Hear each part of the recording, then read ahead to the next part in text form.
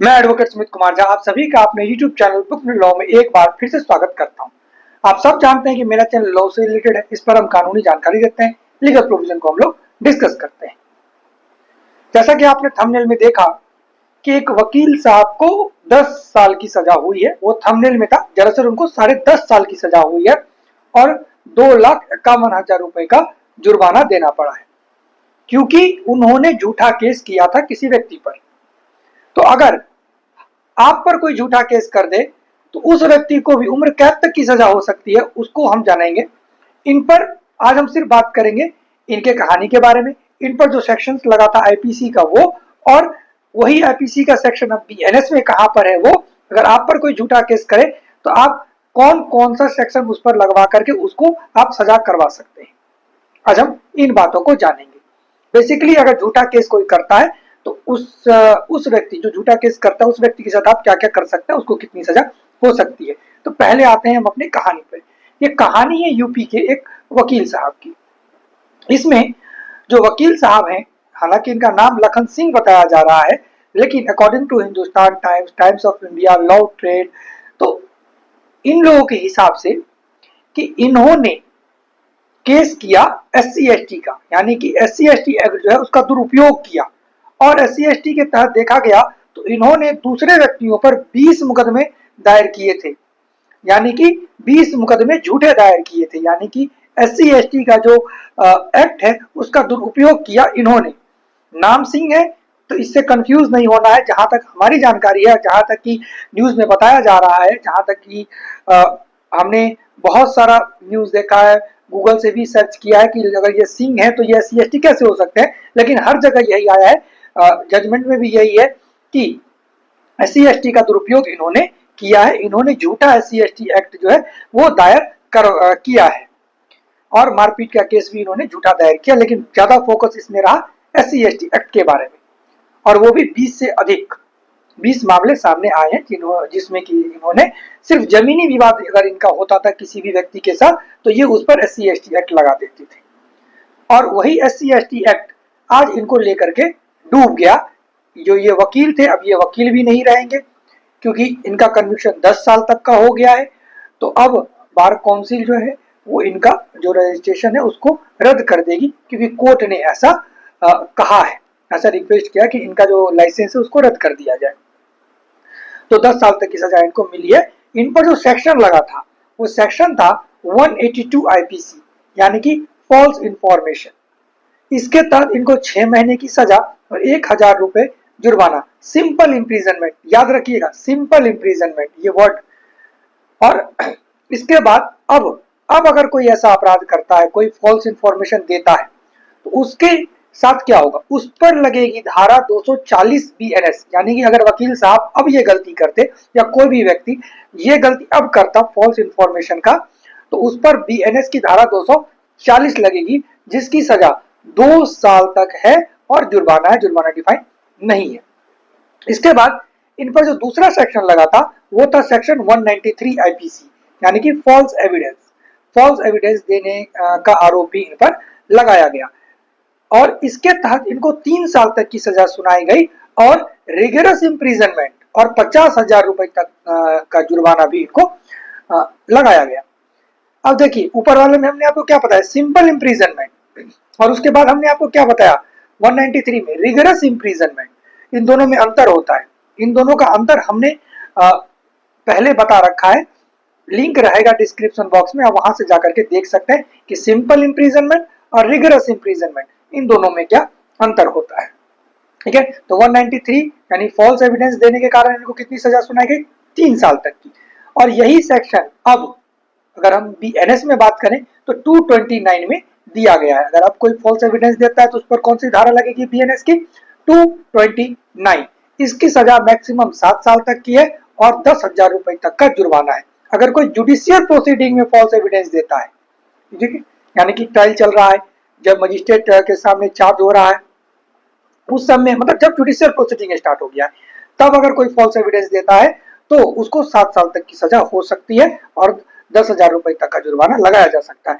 और judicial proceeding के अलावा अगर कहीं पर फॉल्स एविडेंस देता है तो उसको 3 साल तक की सजा हो सकती है और 5,000 रुपए तक का जुर्माना लगाया जा सकता है। ये हम अब की बात कर रहे हैं।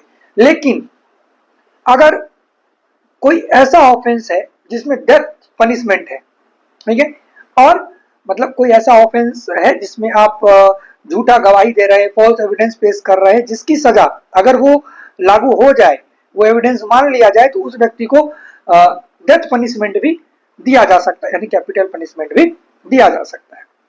तो अगर या और लाइफ इम्प्रिजनमेंट की सजा हो तो उस व्यक्ति को लाइफ इम्प्रिजनमेंट तक की सजा हो सकती है जो झूठा गवाही, मतलब झूठा गवाही या फिर झूठा एविडेंस देगा, ठीक है। अगर वो एग्जीक्यूट हो गया, मान के चलिए उसके एविडेंस के कारण किसी को फांसी हो गई, लाइफ इम्प्रिजनमेंट हो गया, तो सेम वैसा ही व्यवहार उसके साथ भी किया जाएगा जिसने ये फॉल्स एविडेंस दिया, यानी कि जिसने ऐसा किया उसको डेथ पनिशमेंट भी मिल सकता है। उसके बाद ये तो हमने डेथ की बात की, और पर उन पर 229 ही लगता, ठीक है। लेकिन 229 लगने की वजह ये है कि उनको कम सजा देना था, लेकिन अगर उन पर 231 लग जाता 231, ये बात करता है लाइफ इम्प्रिजनमेंट या कोई भी ऐसा अपराध जिसमें 10 साल से 7 साल से ऊपर की सजा हो, उसमें अगर आप फॉल्स एविडेंस देते हैं तो जैसा उस व्यक्ति को सजा होता वैसा ही आपको भी सजा होगा।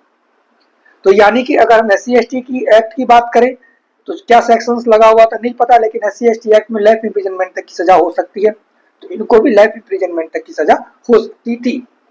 231 BNS की बात कर रहे हैं।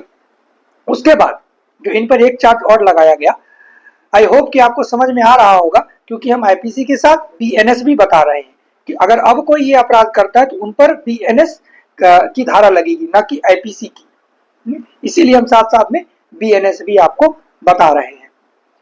अब सबसे इंपॉर्टेंट सेक्शन जो IPC का होता है वो होता है 211। ये जनरली सबको इस्तेमाल करना चाहिए। अगर आप एक्यूटल हो जाते हैं, डिस्चार्ज हो जाते हैं, कुछ भी अगर आप केस से बच जाते हैं और आप पर जिसने भी केस किया है, आप 211 का चार्ज उस पर जरूर लगवाएं, IPC का, जो कि अब 248 में दिया गया है, ठीक है। IPC का 211 अब कहां दिया गया है? 248 BNS, फॉल्स चार्ज, यानी कि आप पर फॉल्स चार्ज लग गया। चार्जशीट के बाद चार्ज होता है ना, तो जो फाइनल चार्ज है जो मजिस्ट्रेट ने बनाया वो झूठा बन गया। किस लिए? आपके एविडेंस के कारण हो सकता है, आपकी गवाही के कारण हो सकता है, आपके फैब्रिकेटिंग एविडेंस के कारण हो सकता है, जिस भी कारण से हो फॉल्स चार्ज हुआ और उस पर प्रोसीडिंग चल गया। अगर प्रोसीडिंग अभी नहीं चला है तो 5 साल 5 साल तक की सजा और 2 लाख रुपए तक का जुर्माना लगाया जा सकता है। लेकिन उस चार्ज के बेस पर अगर क्रिमिनल प्रोसीडिंग स्टार्ट हो गया, ठीक है, तो कोई भी ऐसा चार्ज जिसमें या तो डेथ पनिशमेंट है या 10 साल से ऊपर की सजा है, तो उस व्यक्ति को 10 साल तक की सजा हो सकती है। स्टार्ट नहीं हुआ तो कितना? 5 साल। स्टार्ट हो गया और ऐसे ऑफेंस में स्टार्ट हुआ, ऐसा चार्ज उस पर लगा जिसकी सजा 10 साल से ऊपर की है, तो उस व्यक्ति को 10 साल तक की सजा हो सकती है। और एक मोटा मोटा आप हिसाब इसमें रखिए, जहां तक हमने आपको क्लियर कर दिया है कि अगर कोई व्यक्ति फॉल्स एविडेंस के कारण या झूठी गवाही के कारण सजा पाता है, तो जो सजा उसने पाई है और बाद में यह साबित हो जाता है कि ये जो एविडेंस था वो गलत था, तो सेम उसके साथ वैसा ही व्यवहार होगा जैसा उस व्यक्ति के साथ हुआ जितनी सजा उसको मिली है, चाहे उसको फांसी ही क्यों ना हो गया हो।